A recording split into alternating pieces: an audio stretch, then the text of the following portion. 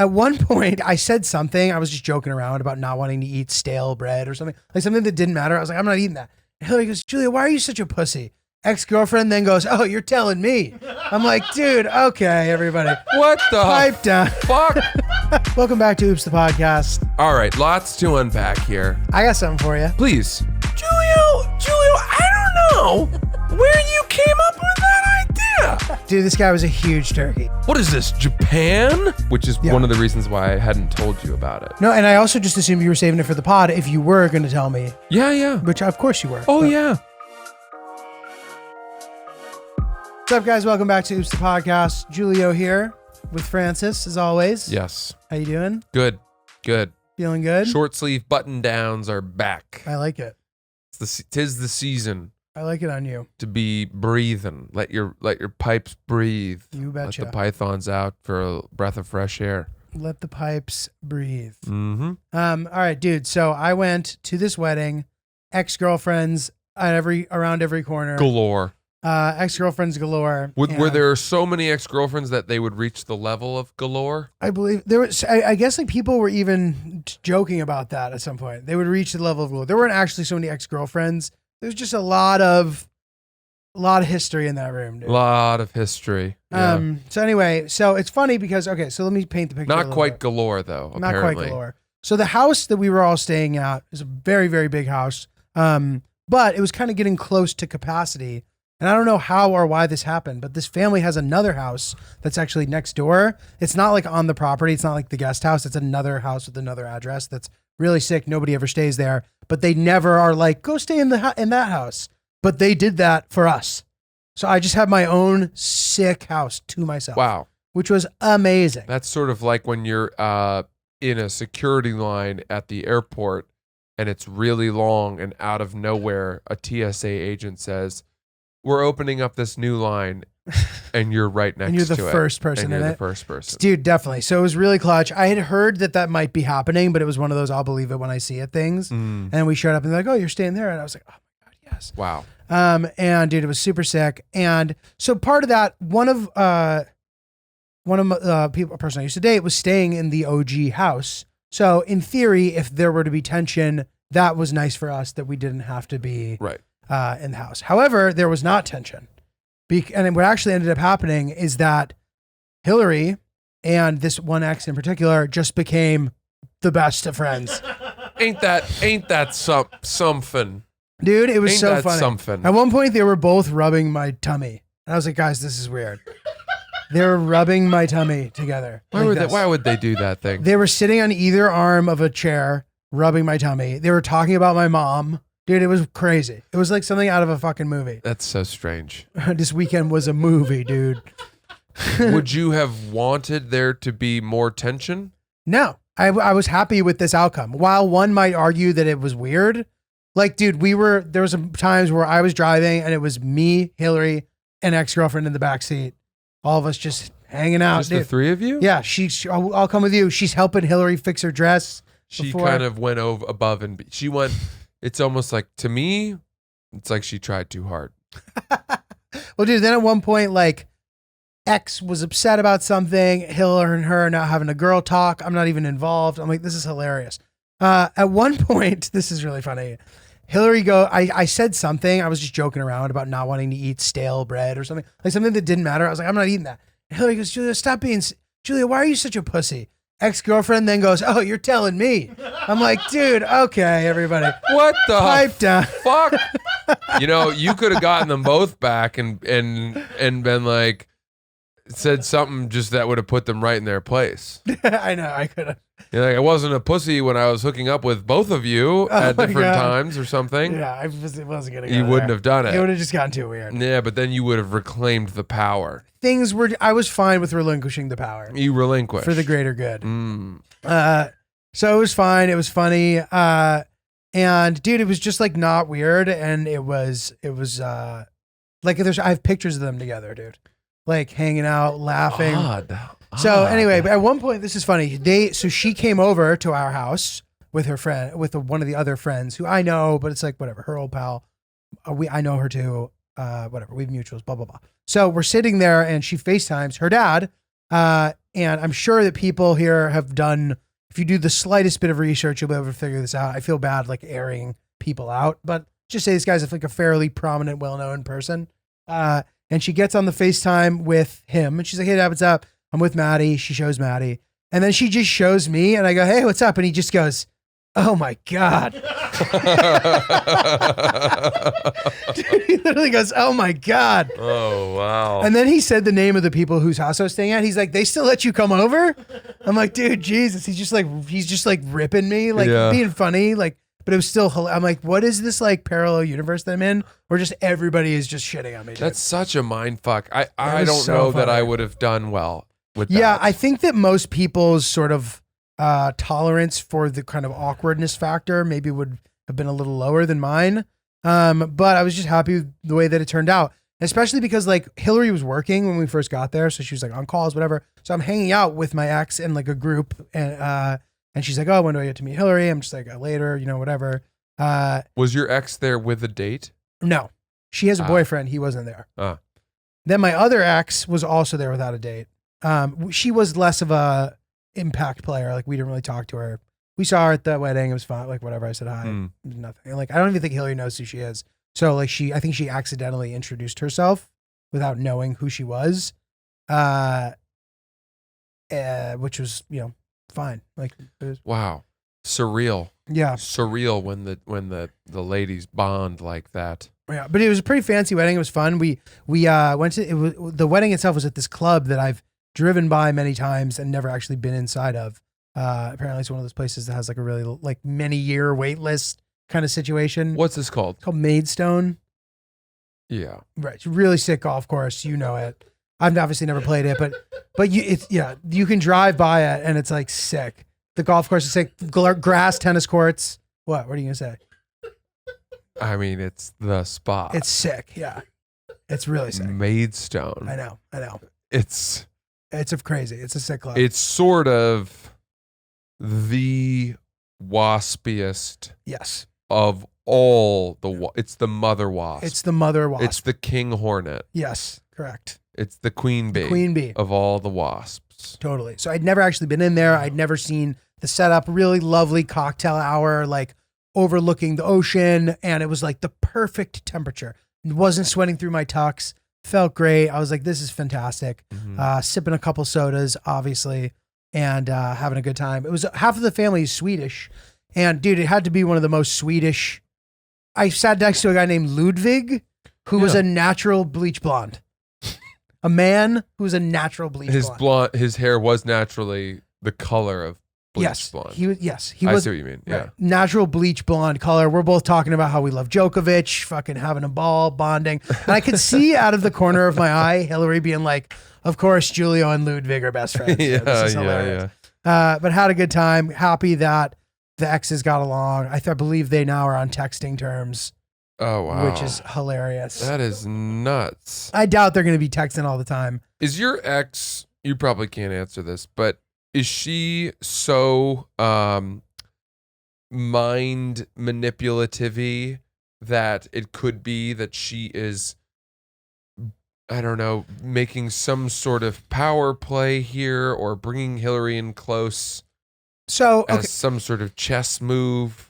I don't think it's a chess move. It could be sort of like a natural coping mechanism for, not that there's anything, she doesn't give a shit about me. Like she's happily in a relationship, but like sometimes you're alone at a wedding and you see your ex and like you guys had a good relationship. So you kind of start, maybe if it gets in your head a little bit, I could see that happening. It doesn't happen to me, but I know that for some people it might. So I in the past, because I've had girlfriends in between when I dated her, and she'd sort of done similar things with other girlfriends even.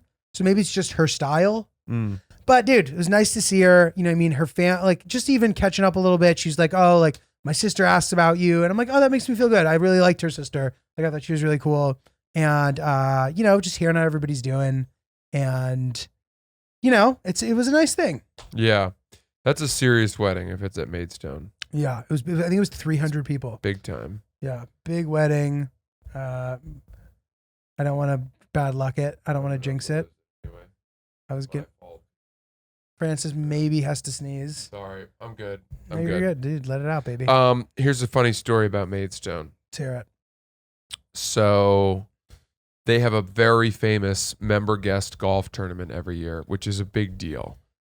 By the way, this is one of the top golf courses in the country. It's a beautiful golf course. And it's right on the water, and it's one of the rare Hamptons places that is a spectacular, world-class, top-ranked golf course, but it also has a beach club right there. I'm sure there's tennis and stuff like that. Yeah, I think they have all three surfaces, and Yeah. the beach club looks really cool. It's like old-fashioned. Yeah. Yeah, it's sick. Right on the beach. Yeah. With the pool and stuff. So anyway, this is like a story that I think people in golf know because it became so infamous. But I actually know I'm very good friends with a guy I think whose dad was part of this group. Okay. So it's a member guest. So there's, presumably there's, and it's a tournament. So there's a group of 4. There's a famous par 3 at Maidstone.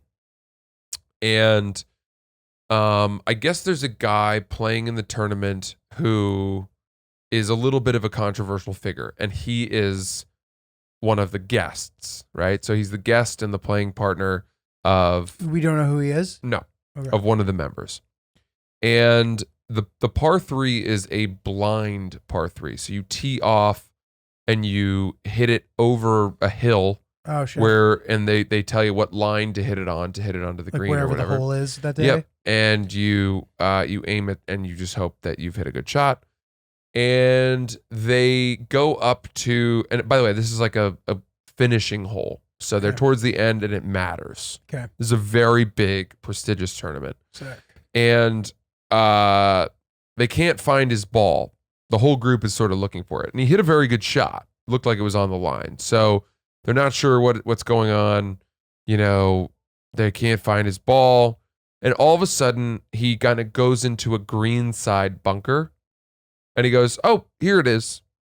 And he looks at his ball in the bunker and he's like, oh yeah, I found it. All good. And the other guys were like, what? We would have seen it. Where was that in the bunker? Like, how could we have missed that? That's weird, right? And so he's about to hit his ball in the bunker when one of the guys on the other team, the other 2, looks in the hole, pulls out a ball and says, what were you said you were playing a Titleist 2, right? The guy goes, yep. And he goes, here's your ball. Oh my God. He had hit a hole in one and had cheated. Oh my God. The member that he was playing with immediately walked off the course, walked into the clubhouse, grabbed his bag and his stuff, brought it out to the curb, put it on the thing, was like, get out of here. Oh my God. They kicked him out of the tournament, kicked him off. He's never welcome there again. Oh right? my God. This is a guy who had just hit a hole in one. Oh my God.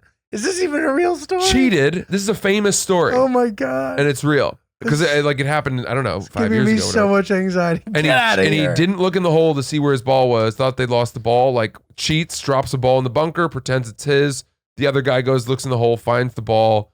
They catch him cheating. They kick him off, and he's banished. Oh my God. And the person who was the most pissed was his playing partner. Of course, because in places like that, you can't bring riffraff in the door. Exactly. You gotta have discretion. How crazy is that? That's crazy, dude. Yeah. Oh my God. Yeah. That just gave me a lot of anxiety. Yeah. That is a fucked up story, dude. Yeah. Hill Dog wouldn't have made it to the end of that story. Bless her loving heart. Can we watch something else? She'd be like, what is this story? I can't handle this right now. Dude, I love it. Oh. That's fucking wild. Okay, so let's shift gears from the wasp thing for a sec, because I have a interesting moment yesterday. Let's hear it. So I told you in the last episode about how I almost got hit by that car. You did. Well, after that, I walked inside. I got Kojai and I took him out for a walk, right? And we went on our typical walk, the same loop that we go on around the spot where I proposed to Sierra. And right near there, Chris, you may recall, there is a restaurant called Celestine.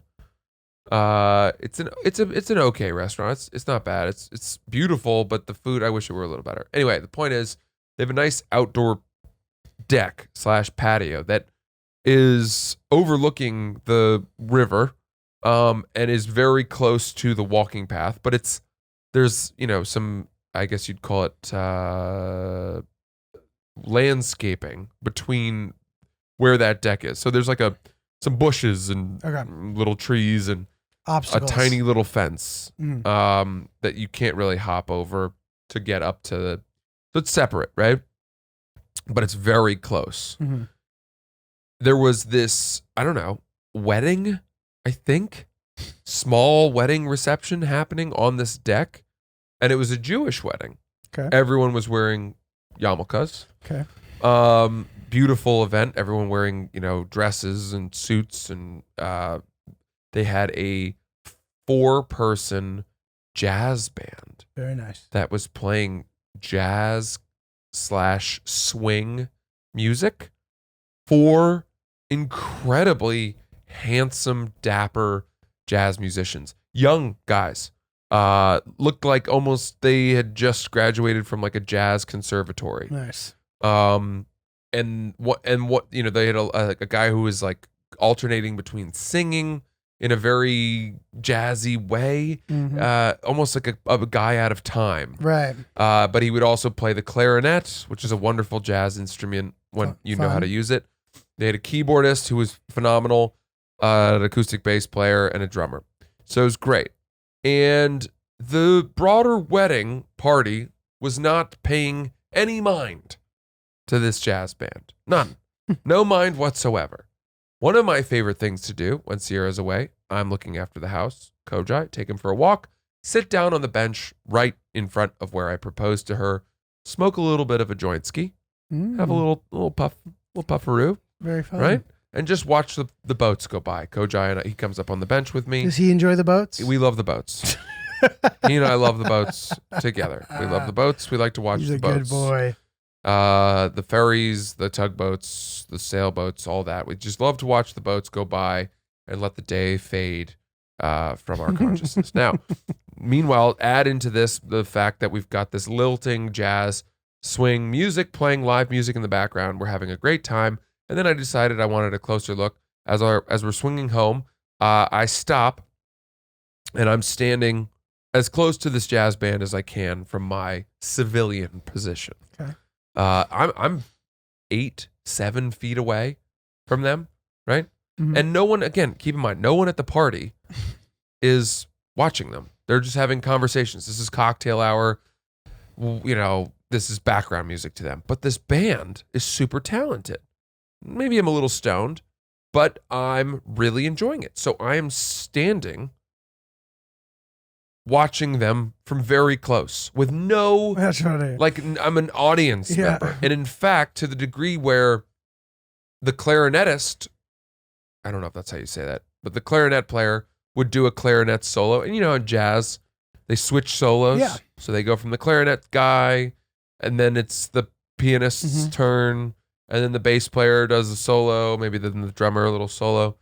And after each solo, I'm clapping. Yeah. You transition out of the solo with I'm the clapping. claps. That's what you're supposed to do. Yeah. When a soloist ends, you clap.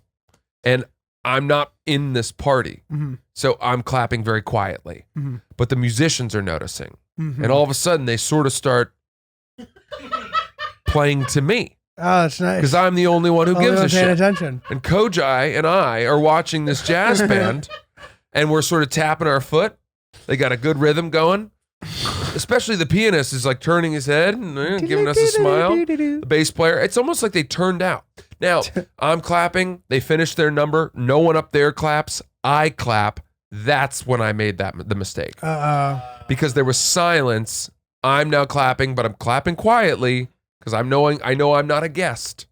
I'm effectively crashing this party from afar. I'm sort of like the do you remember that movie Angels in the Outfield? I do. I think Danny Glover. Yeah, I think I recall that they would sneak into the games, or they would watch the games from a tree overlooking the park. Maybe I'm thinking of that combined with Wrigley Field, where you can actually watch Cubs games from the rooftop bars of adjacent establishments. So I'm not invited into this party. I'm not in the party, but I'm enjoying a major trapping of this party, which is the live music element. And they're all nodding to me and thank you for abiding by the official jazz etiquette, where you applaud after a number, but also within the number when a solo ends. Clearly, the hosts of this party noticed me, and there was such a look of scorn. Interesting. They scorned Kojai and me. Because now, keep in mind, I'm wearing sweaty athletic shorts, cross trainers, and a tank top that's sweaty. Oh, well, yeah, that doesn't help for sure. But also, this shirt wouldn't have helped you. For some reason, this shirt is like reeks of guy who crashes the jazz concert. Yeah, I'm wearing a floral sort of. It's a very cool shirt. Hawaiian shirt. But it just is like a guy who kind of lives by his own rules. You don't want civilians and crashers to enjoy the live jazz music. Have your event inside. I don't know what you want me to tell you. What do you want me to do? Were they able to do anything? They were just looking at you disgustedly? They were looking at me kind of like, you're not invited, and so you need to keep it moving. You can't just plant yourself 7 feet from the jazz band. I really did feel like I was not welcome. Right. And I understand that. If I had tried to walk in, they would have been like, what are you doing? You're actually not welcome. You're not invited. We don't know you. Nor are you dressed properly. But it was this interesting middle ground where I was sort of like on the side of the highway watching this procession unfold, and I hadn't bought a ticket. Fuck them, dude. But it was close enough. Fuck them. Yeah. It is interesting you say that about jazz. There is like a thing. I got invited to go to a jazz thing in Little Tokyo in LA, which is just like a very little area. And there's this really cool jazz club. And I go with this guy, and I didn't realize that he was like a crazy applauder of things. Because like you said, when a solo would end, bro, this guy stood up and went, fuck yeah! Fuck yeah! I was like, oh my God. And I like brought him in mixed company. So now I'm like the guy who has the crazy friend who screams, fuck yeah. But like, it's also the same guy who recites Shakespeare in the hot sauna. So I should have known. Oh God. I know. This guy, Jarrell. I don't know how. This is also the guy who convinced me to fucking move him out of his parents' house in San Francisco, where I was sleeping on the floor of the catering. This guy's a fucking wild card, dude. Yeah, he's a turkey. He's great, but he is a wild card, dude. Yo, jazz is cool. Jazz man. is sick. Jazz bro. is cool. Jazz is so I gotta cool. tell you, I walked away. I'd go do that with our ladies. I would go sometimes. see some jazz. That'd be really fun. I would see some really cool jazz. Yeah, It'll be great too, because you guys, since we'll be watching jazz, you and Hillary won't have to interact, so we can avoid what happened. Need that. What happened in Tokyo, dude? I don't want that to happen again. Yeah, I'd be like, why are we bringing her? She clearly can't appreciate this. She's from Chicago. I mean, they even have jazz in the Midwest. She's like, why are you so geographically prejudiced against me? Well, of course we have jazz. Oh yeah, where? What? Indiana? Yeah, they got jazz in Indiana. Don't think so. Any true jazz musician worth their salt is either moving to New York City or LA, probably. Right? I don't know. Now, New Orleans. I have no idea. That's what I did. But the point is, instantly walking home, I was thinking, okay, I'm committing to learning jazz piano. Oh, sick, dude. Yes, but how fun is that? That fades. These are these commitments to self. You I are have those. better about them. I am, but I have plenty of these too, where I'm like, that's it. Yeah, instant My life's different. Promise. I'm adding a skill.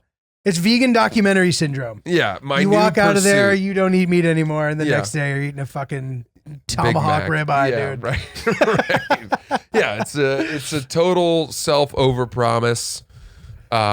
Where I just thought, my God, what could be cooler than being the guy who can sit down at a party and play a very good jazz piano? Because playing the piano is fine, but I think jazz is, in a way, it's less douchey. I don't know why. It's like actually fun to watch and listen to. Right, instead of playing like Mozart. Yeah. Francis is very musically gifted though. Like and I don't know if this is a thing that all piano people can do. So if I'm like, but I suspect it's not. But you can just play any song.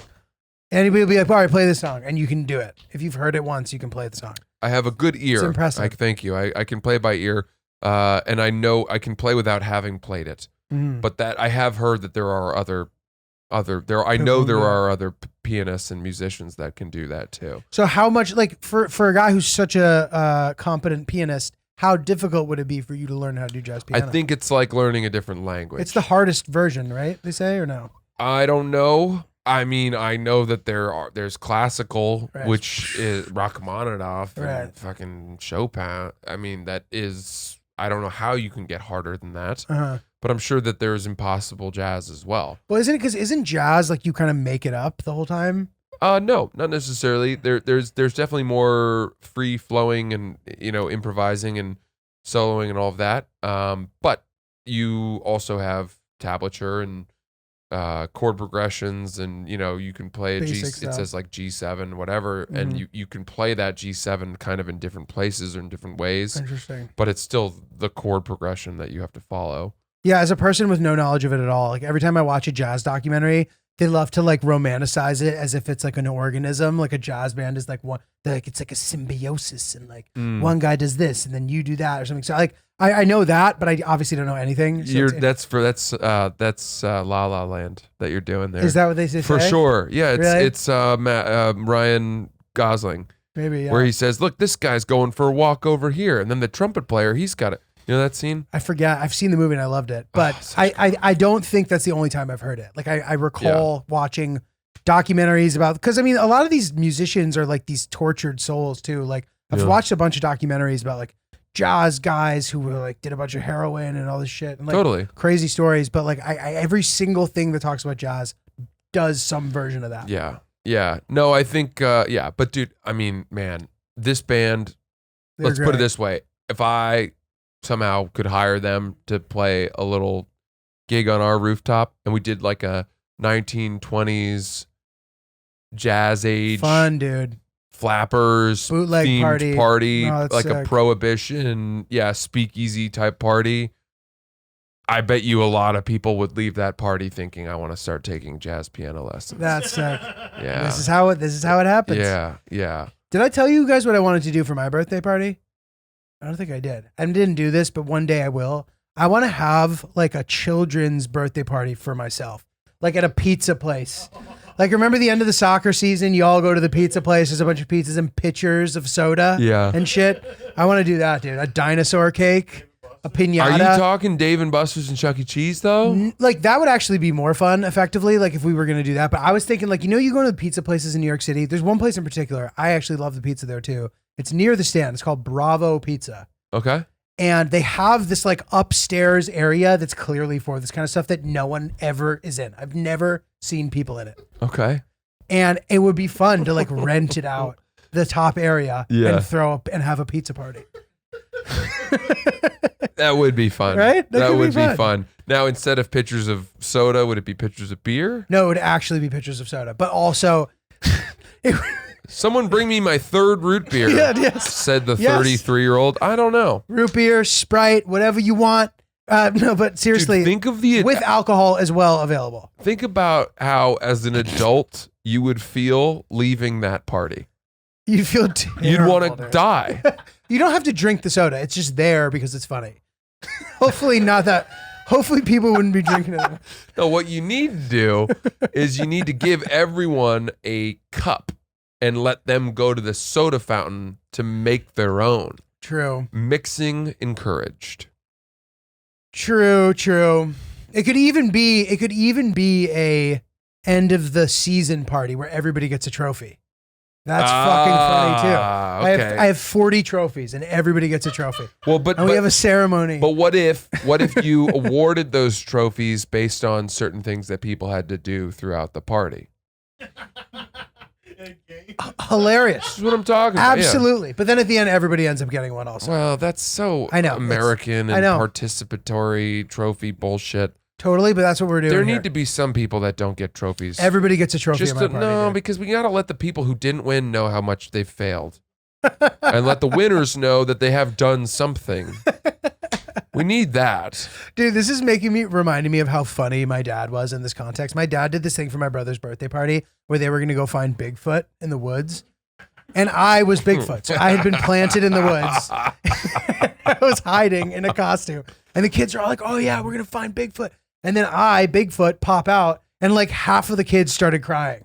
It was a complete miscalculation on his part. Whose birthday was this? My little brother's birthday, Alessio. And I think a couple of the kids started crying and it like just didn't go well. That was funny. Another funny thing my dad used to do at the end of the soccer season when he would coach my brother's soccer team, he would have the moms play the sons in a game.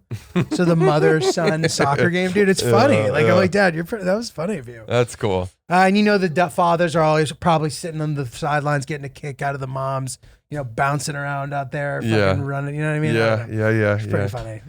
I like, my dad was a funny guy. Dude. That's great.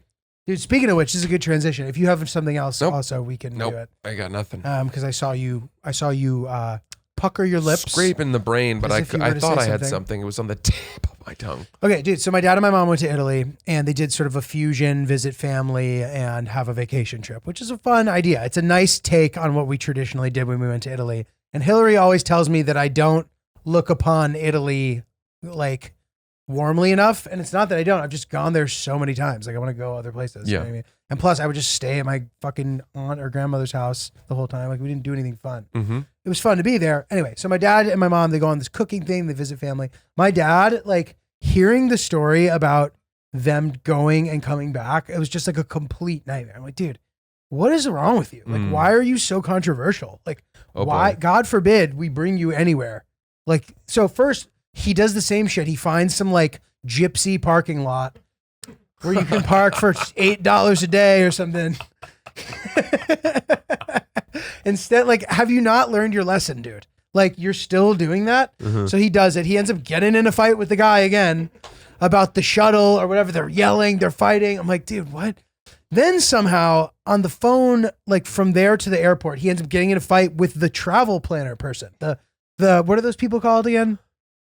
Travel agent. Yeah. They're fighting. And they get to the point where the woman sends him a form to sign where he signs and says he is not going to give them bad feedback on any platforms or she's going to cancel their entire trip.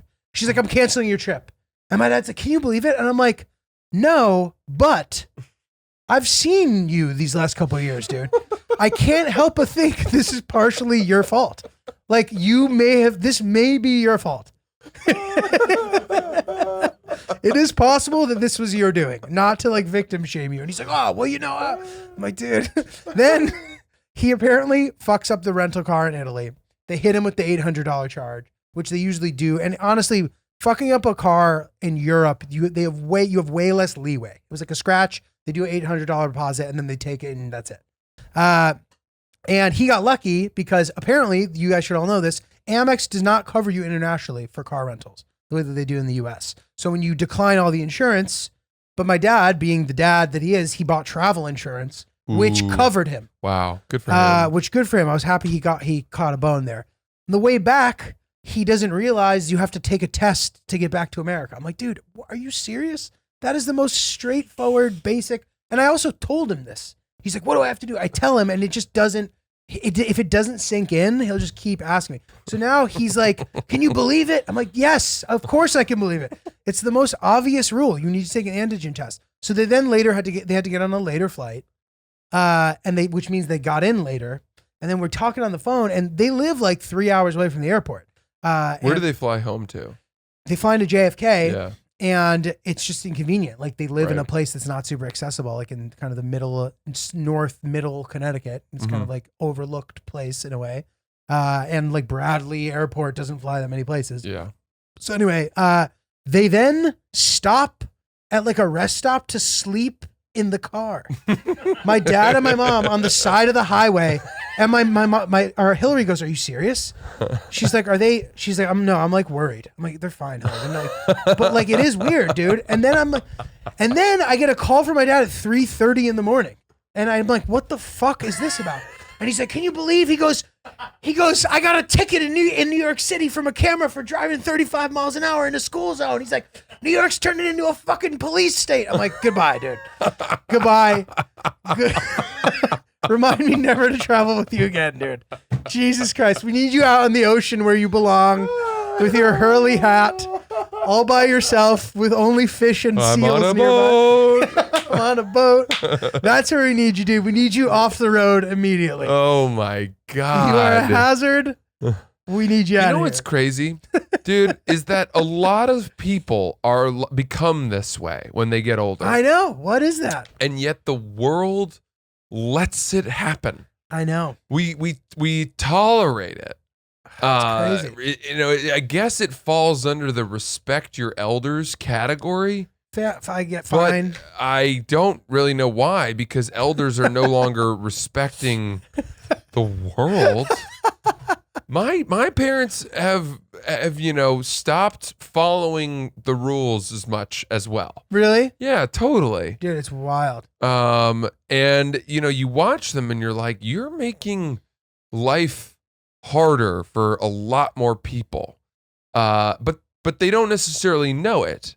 They, in a way, my dad especially thinks that he is making everyone's day. Okay. And Yeah, forgets dude. that so many of the people he's interacting with work for tips and are Right. They just, don't need your hot five. they just think they're just laughing because they know if they don't, it'll hurt their income potentially. Totally. Yeah. Yeah, my dad too, dude. But my dad, like, he does that too, but he also will be like, can we have ice and a side of lemon and more water? We're big water drinkers. Yeah. Like, dude, oh God. That person's never getting that time back. It's We can only tell, dude. 6 seconds. But that last comment, we're big water drinkers. It's so nothing. Dude, and he hits them one at a time too. Every time they come back, he has a new thing he wants. Exactly. Like, guys, Exactly. Jesus Yeah. Christ. Spot on. Dude, it's That's insane. a perfect example. Now, it's funny you mentioned your parents pulling over at a rest stop to sleep, because my parents, similar. They that happens, but they'll usually be able to stagger their sleeping. So one will drive while the other sleeps. Okay, that's fun. Is in this context, like of arriving back from a flight? Because do they have to Yeah, I fly guess into like that's- no, I guess Logan that's to go somewhere specific. international? Yeah, they do. Okay. Yeah. Portland doesn't do international? No. Okay. No. Interesting. That's so, yeah. I mean, the image of your parents both just arriving at a restaurant on the highway and needing to sleep. To me, you walk past them and you think that couple has committed suicide via carbon monoxide inhalation. They stuck some tube from the exhaust and they said, "That's it. We want to die together." We heard there's an asteroid coming. I don't know what it is. Yeah. Dude, another thing too, like it's funny to see people get older and just not give a fuck, and it can go both ways. Like, it can be annoying to everybody. Yeah, I can't see that. I think it's just 38. Okay, Yeah, cool. yeah. Sorry. And like, okay, like I've seen two things in particular that I thought were really funny at like weddings recently. One of them, a person who had recently paid for a wedding. So you can tell he like gets how weddings work. Yeah. So he's at the bar and everybody else has moved into like the other room, and the wedding planner is sort of like attacking us and making us go in the other room. And he is very casually and defiantly posted up at the bar.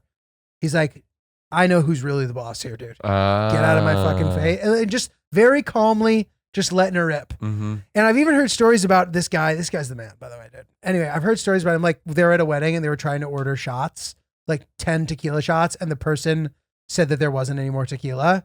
And he goes, what? Walks over to the bar. 5 minutes later, comes back with 2 giant trays of shots for everybody. He just like knows, I don't know. Maybe that's not specifically what I mean, but this weekend it happened too.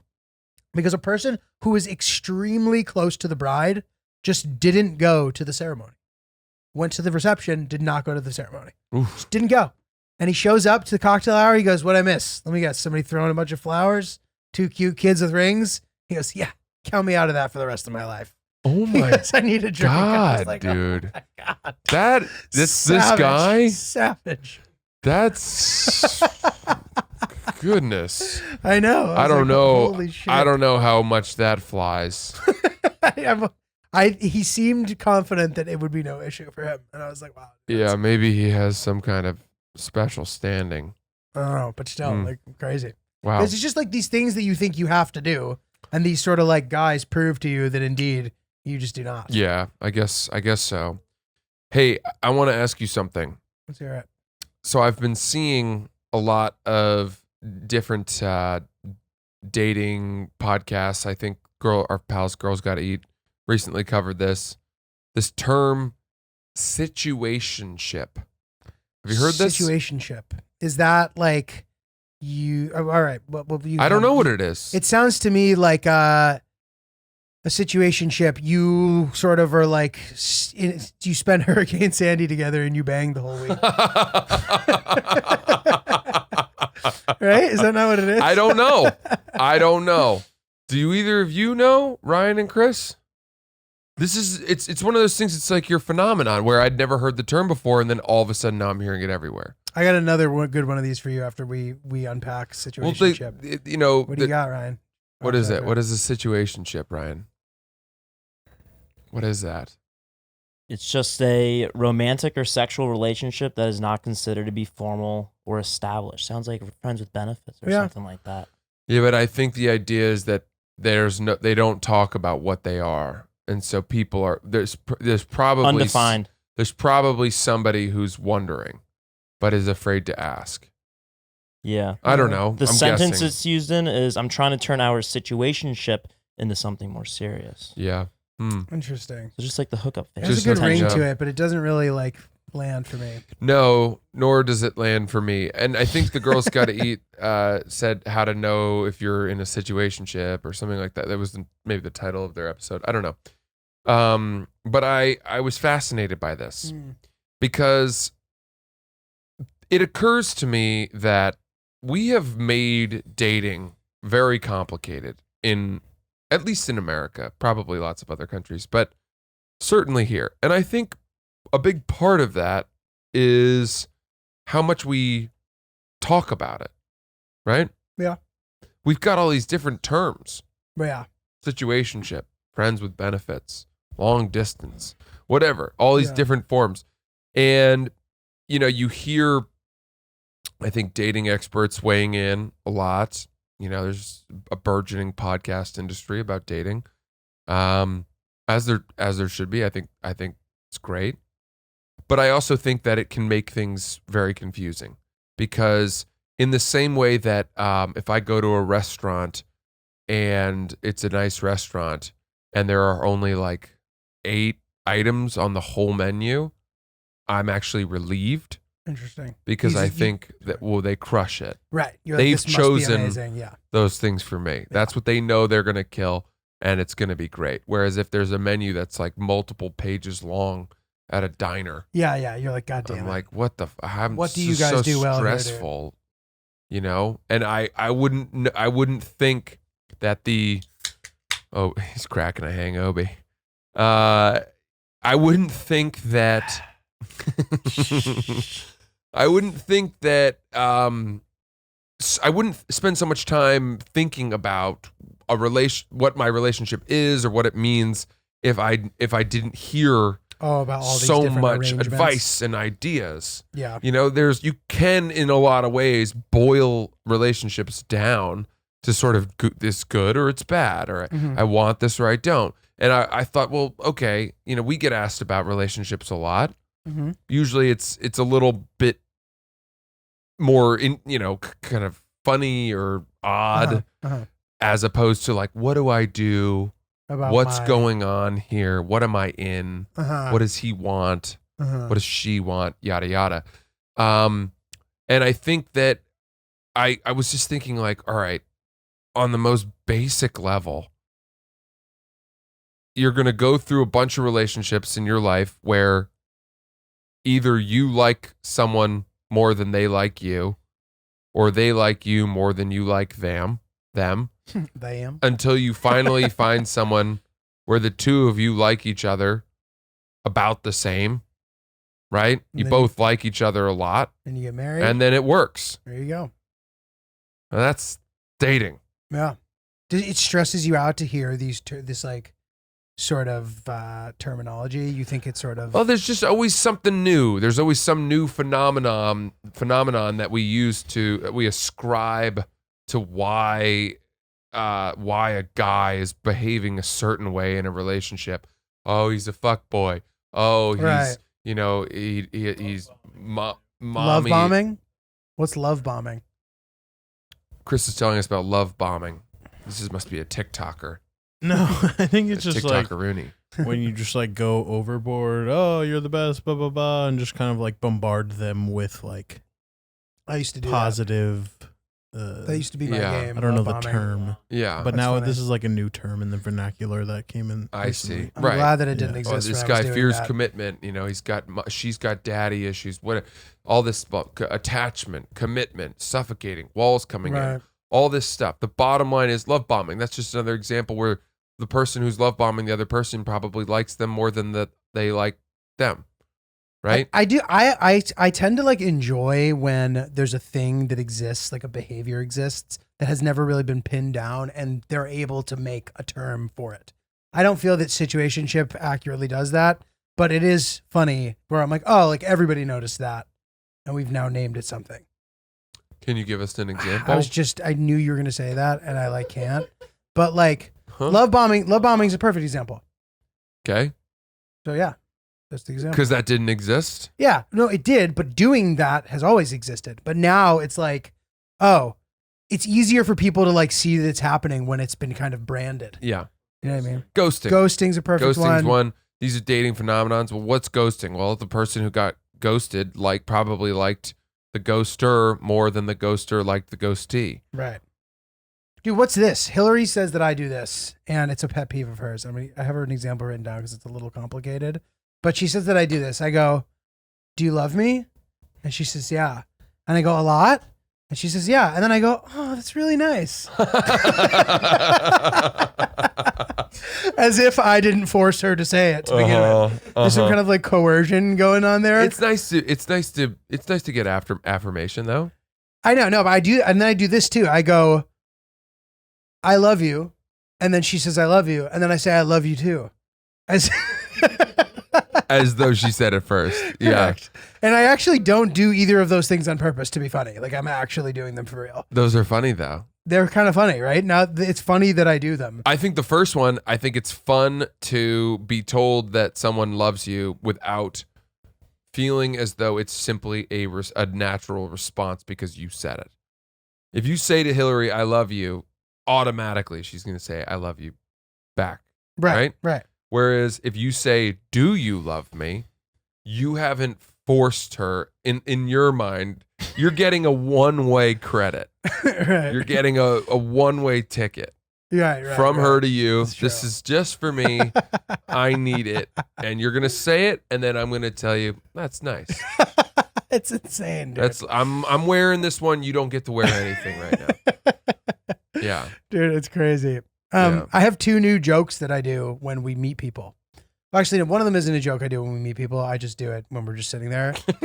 I go, kiss me on the cheek and mean it. That's my new thing. I'm enjoying that one these days. And does she? Yes, she does. And what does it mean when she means it? She plan a wetter one? Does she linger? Forceful, and there has to be good pucker, She good grab the timing. face? Does she grab your face? She could. Yeah, because if she grabs the face, there's more purchase. Totally. And then it's as if, that kiss is permeating. Yes. That's coming through your cheek, into your teeth, correct. molars, down your esophagus, into your soul. You got it, dude. Yeah. You got Oh, it. believe me, I've had those kisses. That's way better than the sort of dainty, man, I'll tell you something. Sierra, she likes to put this lip gloss bullshit on. This stuff they used to make the wax statues Yeah. at Madame Tussauds. I hate that. I hate it. And she You just have knows, Sean Penn on your Yeah, cheek what do after you- she kisses you. get your embalming fluid off my cheek. But she knows that I don't like it. And so sometimes if she's just put on a fresh coat, she'll give me a kiss. And it's a Nice. very non-invasive kiss. Okay. It's a To like, purposely just, not. Just Yeah, I know you don't like this. But the problem is sometimes I want the kiss. Mm. So I'm willing to take some of that embalming fluid, the stuff you would use to varnish the bottom of your sailboat. I'll take it. I'll take it because I need the kiss. I need the kiss right now. I'll get this goop off my face on my own terms, but you don't get to decide when you give me that half-mast kiss. Seal with a kiss. Yeah. Dude, absolutely. And so I got mad at her. I said, no, I want a real one. She goes, but I've got the goop. And I said, I don't care. Give me the goop. Give me good. Give me the goop. Yeah. Cost benefit analysis, dude. Dude, this is what I do now. When we meet people we've never met, I introduce her. I say, hey, I'm Julio. This is my life partner, Hillary. And it's good because she can't be like, oh, that's his new joke. Like because they're like new people. So she's too uncomfortable to do that. She's like, yes. I'm like, it's just funny. It's a fun one, dude. That's a good life partner. What a confusing. Well, think about where your brain goes if someone says that to you. Yeah, I know. Right? Let's say a couple that appears to be heterosexual says that. Instantly, my mind would go to, okay, they have shunned the institution of marriage, Right. and yet they understand the tax benefits from becoming domestic partners, and yet domestic partners feels too bureaucratic to them, and life partner feels like more of a commitment. They want people to know that they have committed for life, but they're not into marriage. I don't know. My mind would do all of those somersaults. Totally. Mine would also be like, oh, this guy like fancies himself an ally. He's trying to do some sort of like beta shit here, dude. That's what you would. That's Yes. what you would think. I'm like, this guy's a pussy. I don't know that that's where my mind goes. My mind is like he thinks he's European. Interesting. He wants all the benefits without following the practice. He wants to be an outsider. He doesn't want to be a follower. I mean, dude, my good friend Ludwig, he was having his second child and they were not married. But this is my point. The Europeans have been doing that forever, and it's normal. An example. Yeah, dude, I would definitely think about the life partner thing. Mm-hmm. One of the best ones I ever heard, dude, this guy Kenny did this. I don't really know this guy, but he's like friends with a friend. And he does this thing when he meets people, or when they ask, how long have you guys been together? To him and his girl, who they may be married now. They're engaged, definitely. He goes, oh, on and off for 6 years. And she's like, what? We've never been off. What are you talking about? I'm like, dude, that is so good. That's risky if you've ever been off. Even for a second. Yeah, no, totally. Then you can't do that. Which is why he's doing it, because they've never been off.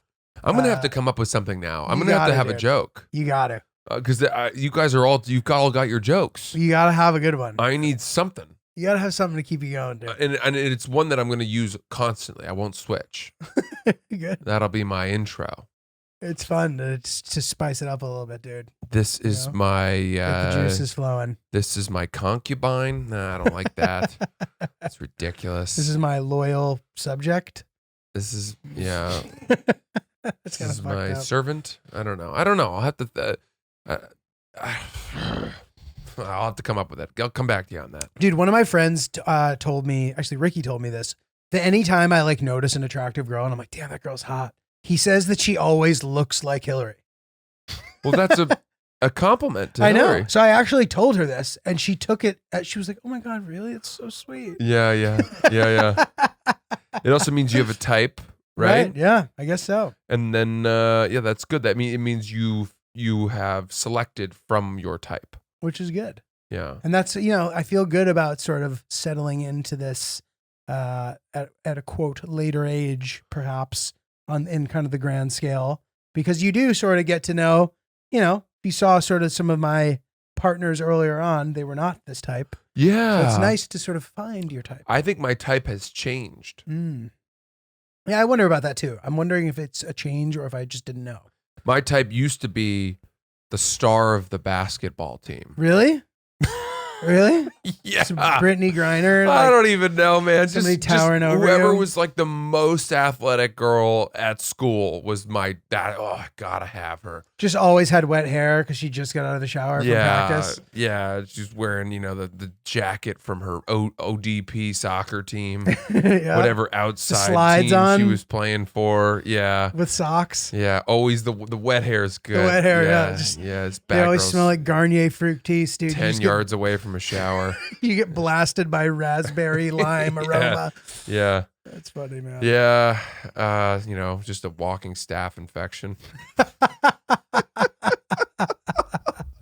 Well, that's yeah. so funny. And then you date enough girls who sort of eventually, after dating you, start dating women, and you kind of think, oh, maybe that's not really my type. Maybe I'm not their type. Maybe I was never their type. And so your type changes. Has that actually happened to you before? I have dated a lot of women who are now With women. and out. That, they're wow. not It wasn't just a bisexual. phase, yeah. They're out. It's as happened to me, but gay not women. out has never happened to me, but like full relationship with a woman after has. And it's a real interesting. I'm happy to roller have coaster. dated women that are now only and will only ever date women for the rest of their lives. I feel like I was, a wake up call. Yeah, you were the straw that broke the was camel's back. The bell that was tolled.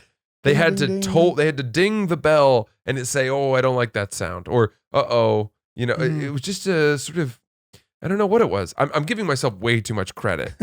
Or not enough. And I also, by the way, I wasn't always the last guy they dated. Okay. I think in one instance I was, Okay. but I was definitely towards the end. Yeah. I can't say that I was the straw The fourth quarter. that broke the camel's back. Yeah. Not quite. No. Okay, dude. I have two quick things I want to bring up. Excellent. Here. First of all, I don't know if you saw this. Did you see how because you said Goop and it reminded me of this. Gwyneth Paltrow, her Goop company, they had these $125 diapers that were made out of alpaca or something. And those are single-use diapers. Yes. So they were, and everybody was all fucking annoyed for what seemed like a couple weeks. And then she comes out with this video that's this was to bring awareness to the fact that women don't have access to diapers or whatever. And I was kind of oh, wow. That's, I guess that's a nice idea. But then I'm also is there any chance that she was just trying to save her ass? I know what you because mean. of how obnoxious the $125 diaper was. I know what you mean. It's a great question. And it's, yes, changing the narrative after the fact to pretend you were in on your own mistake.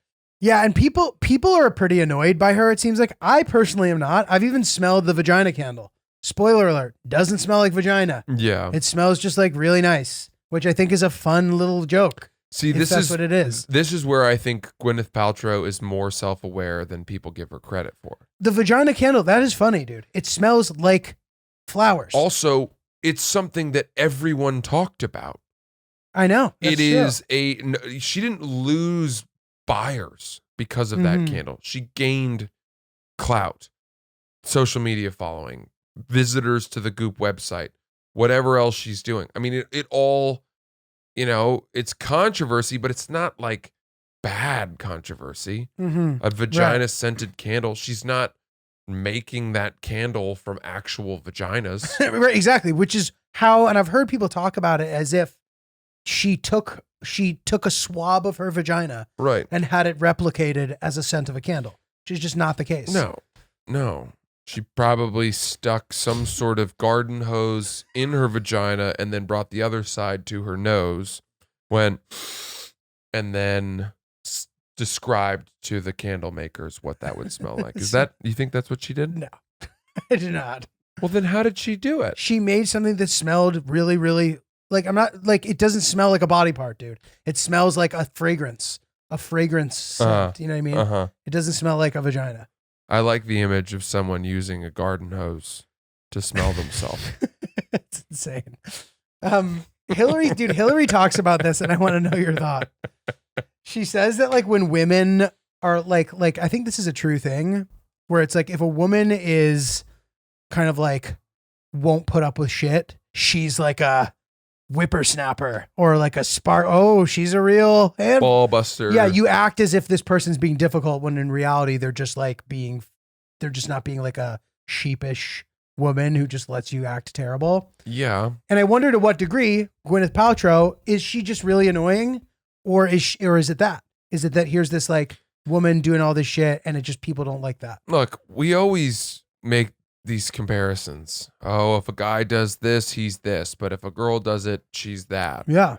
And They go both ways, but I'm saying in I this, know, and it all sounds unfair and sexist, and there's absolutely some truth to it. But on the other side of it, let's not forget that if a guy is constantly being an asshole to people, he's still an asshole. True, but like, but I don't like think. I think that guys still get more leeway with like being direct and being like persistent or insistent, like, and especially in like a work scenario too. I don't know. Yeah. You know what I mean? Maybe like so. Like if you stand up for yourself, or if you like want to have this conversation about this or that, like you're not being difficult. You're right. You're right. So what was your original question? I don't know. Like so basically attacking that idea and then relating it towards some of the women who society has deemed to be annoying people. I see. I'm not sure, because I'll be honest, dude. I found Gwyneth Paltrow annoying until I smelled that vagina candle. And then I was like, oh. Dude, I went to lunch with Stephanie Simbari, who we've had on the podcast. Goop was across the street. We went into the Goop store. I smelled the vagina candle, and I was like, I had Gwyneth Paltrow all wrong. This is hilarious. I think at this point, I think she's worth $1 billion. I don't know. She's one of the most successful women on the planet, right? She's like the Martha Stewart heir apparent. And on top of that, I don't even know if she's acting anymore. Is she acting anymore? Don't know. Because she won Best Actress Oscar. She did? Shakespeare in Love. Oh my God. You know, she's certainly a decorated Talented, actor. Yeah. And crushed it in that field, and then went into this kind of home goods, Chrissy Teigen. I don't even know what you'd call it. I just think of like those stores. I don't know. I think of like baskets. It feels less. So her approach feels less hands-on to me.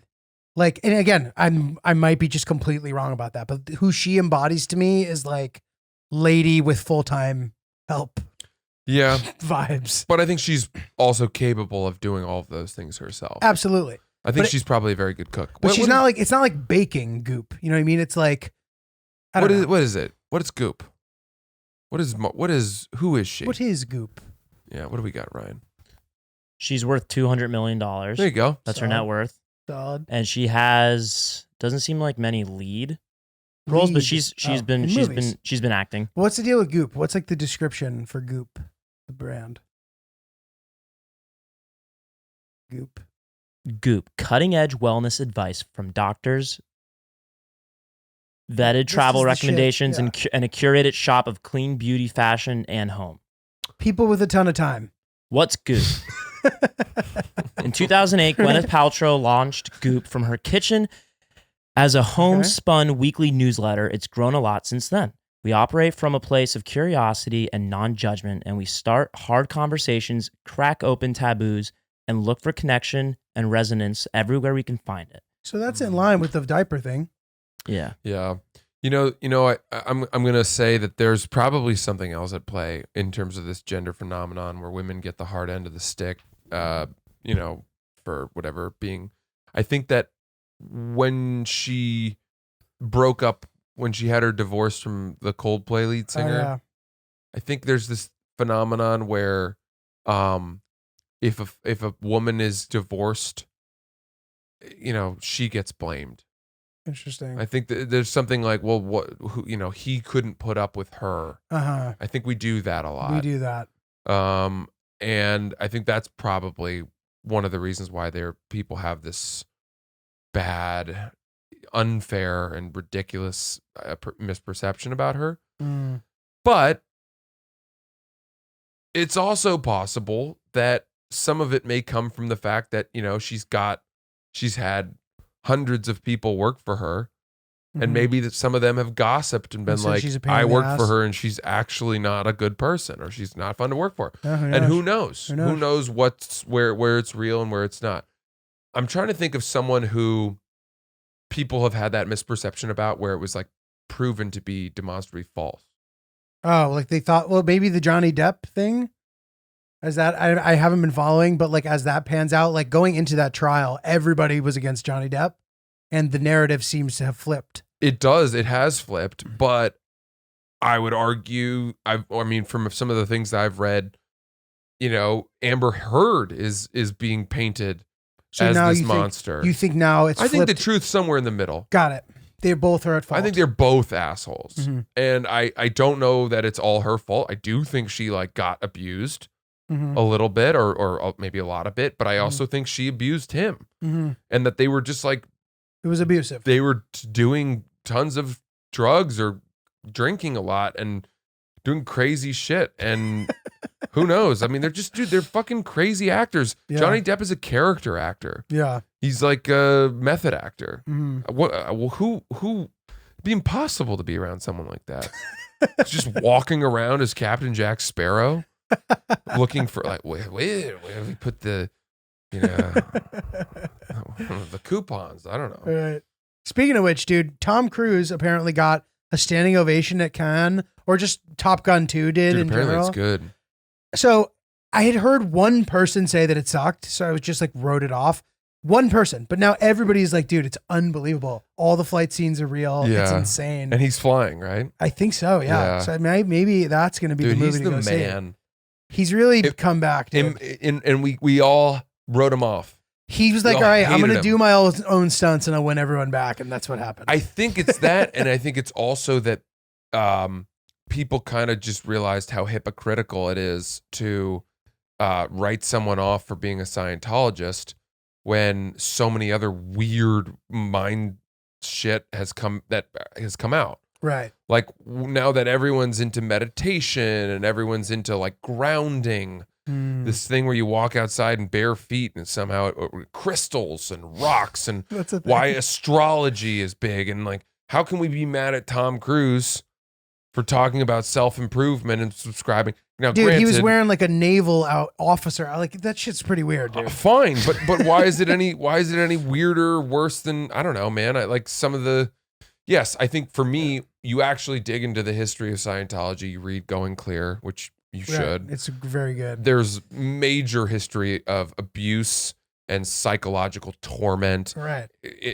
enslavement. Mhm. I don't even know whatever you call it, hazing, that kind of stuff. Horrible stuff, mostly within the sort of proximity of L. Ron Hubbard himself. Mhm. But also, later on, and I would hope or think that maybe the church at this point has cleaned up some of those things. But the bottom line is, like it's his relief or religion. It's his belief system. And we protect people's Catholic beliefs and all this to the ends of the earth. Mhm. So why are we? It's a cult until 1 million people believe in it, then it's just a religion. Yeah. Yeah. But dude, like to your point though, yeah, all the Well, abuse and taking advantage of people and all that shit. Scientology was deemed an actual official religion by the IRS. Is it still? But anybody can do that. I don't know that There's that's a John true. Oliver episode about that. He established a church to prove that you can just do Is that right? Yeah. Okay, fair enough. It might not be easy, but Chris, Yeah. what's up? I just remember. Well, not. I just wanted to look it up. A lot of people don't really like Gwyneth Paltrow because a lot of the Goop stuff is just kind of like pseudoscience, and she's just like ripping people off, selling them like fake products, and That's what they're saying. Mm. yeah, Interesting. and that's why a lot of people don't like her. Okay. Okay. I'll take Well, that. listen, we at Oops the Podcast have never professed to have all of our facts straight. It's almost certain that Wait, I think I say a lot of stuff that probably isn't correct. but what did we do? I'm trying to think of what we could have possibly said here that wasn't. I correct. might have said some stuff about Scientology that's not correct, Oh. or Gwyneth Paltrow, or who knows, all kinds of things. And I'm just putting this out there as a disclaimer that you should not take anything I say. I won't say it about you. I mean, probably same for me. Don't I know. take anything I say as fact or that I think it's a fact. I'm just talking. By the way, I suspect that Ryan found an apartment. Is that accurate? I was told that it would be saved for the episode, That's but the I thing. knew that he was doing this. That's so the big thing. Congratulations, Ryan. I would like to hear about it Yeah. before we get out of here. Ryan's first apartment in New York City. Congrats, bro. Thank you. Yeah, just the worst process ever, especially right now with the market. But we got a spot in Williamsburg. Sick. Moving there in July. Congrats, dude. Thank you. Are you excited? I'm ecstatic. We got very lucky. No broker's fee, and yeah, All the it's boys tough. living in Brooklyn. All I'll say is if you are planning on moving into the city around this time, persistency plus consistency, and you just sprinkle on and multiply a little bit of luck, and you'll be able to get a spot. So You sound like a principal, dude. Yeah. It's like Sound like Consistence. a quote at the top of the English classroom. yeah, Yeah. some big words there. So I also Yeah. don't know if persistency is a word. No offense. did it sound like a word though? It didn't Since I to me. said it? Persistence I is the believe it's word, persistence. but persistency may also be a word. But listen, Ryan, it doesn't matter. That's the beauty of persistency. It's not about Yeah. getting it right. It's about you doing said it. persistency plus consistency, which made me think that you had altered it Oh, for the sake of the making it sound catchy, which I like, actually. which is nice. Possibly. I like that. I'll But give yeah. you that. So yeah, thank you very much. I'm excited. Moving in July. Congrats, man. Good for Ryan. Ryan's like, get me off the fucking mic. If you see Ryan in the street, be sure to stop him and say hello. Yeah, He's a funny guy. yeah. And Chris, too. If you see him on Yeah. another date, be sure to say you recognize him from the pod. Hell yeah. Good stuff, dude. What do you got? I'm in Appleton, Wisconsin, June, I think 11th or 12th and 13th, around that time, that weekend. You can get tickets for that. Skyline Comedy Club is the club at francisellis.com. I hope to see some of you guys there. I can't wait. I have some stuff, too, coming up in July. I'm at the Crocodile in Seattle, July 28th. And I have stuff that I'm still crystallizing in Tampa and Boston, also in July. I'll have the specs on that soon. And the tickets will be on my website. Thank you.